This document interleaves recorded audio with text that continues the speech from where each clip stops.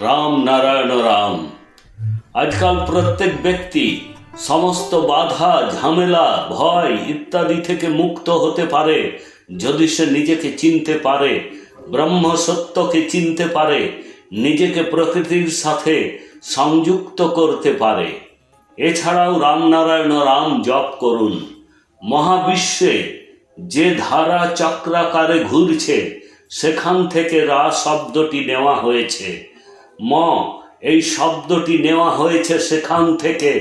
ব্রহ্মাণ্ডকে আমাদের দেখার মতো দিব্য দৃষ্টি নেই যেখান থেকে।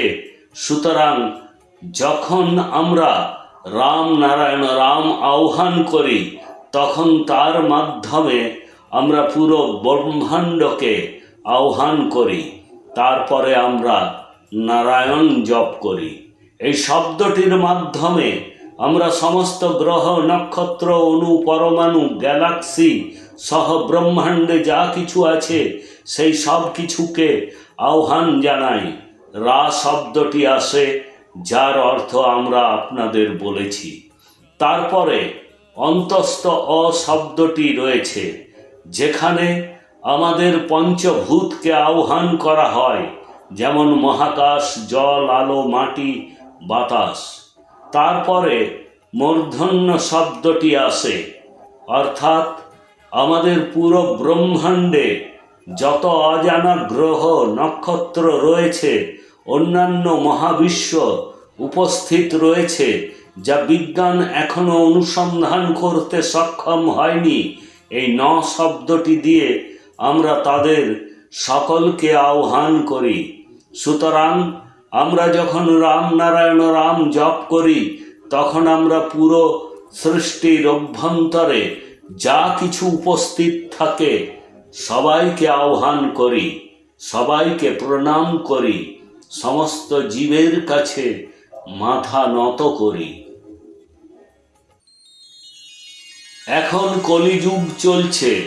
সত্যযুগে একজনের 1,00,000 বছর আয়ু হতো। মানুষ সেই সময় ঘোর তপস্যা করত। তারপরে এসেছিল ত্রেতা যুগ, যেখানে আয়ু হ্রাস পেয়েছিল। সেই যুগে হোম ও যজ্ঞের বিধান ছিল। তারপরে দাপর যুগ এসেছিল। এই যুগে সকলের আয়ু আরও হ্রাস পেয়েছে। এই যুগে প্রেম প্রচার করা হয়েছিল, প্রেমের বার্তা দেওয়া হয়েছিল। এখন কলিযুগ চলছে, যেখানে একজন মানুষের বয়স 100 বছরও নয়।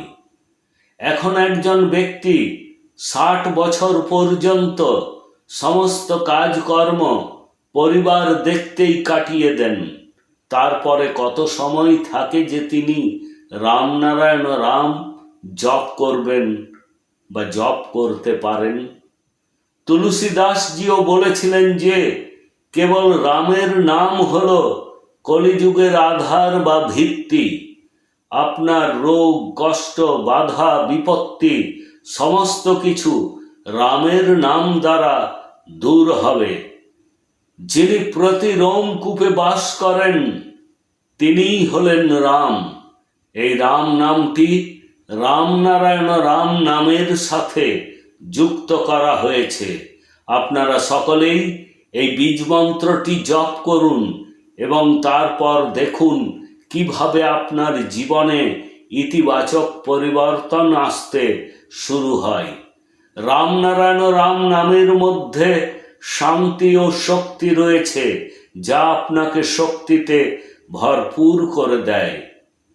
আপনি নিজে কর্ম করার জন্য সক্ষম হয়ে ওঠেন। আপনাকে সৃষ্টির, মহাবিশ্বের ব্রহ্ম সত্যের সাথে সংযুক্ত করে। একজন ব্যক্তি কখনো কখনো নিজেকে খুব অসহায় এবং বাধ্য বিবেচনা করেন। জীবনে অনেক সময় আসে যখন পরিস্থিতি আমাদের বিপরীত হয়, আমাদের মন আমাদের নিয়ন্ত্রণে থাকে না, আমরা আমাদের বিবেকের কথা শুনি। এমন পরিস্থিতিতে মানুষ হতাশ এবং নিরাশ হয়ে ওঠে। এমন পরিস্থিতিতে ধ্যান খুব সহায়ক বলে প্রমাণিত। ধ্যানের মাধ্যমে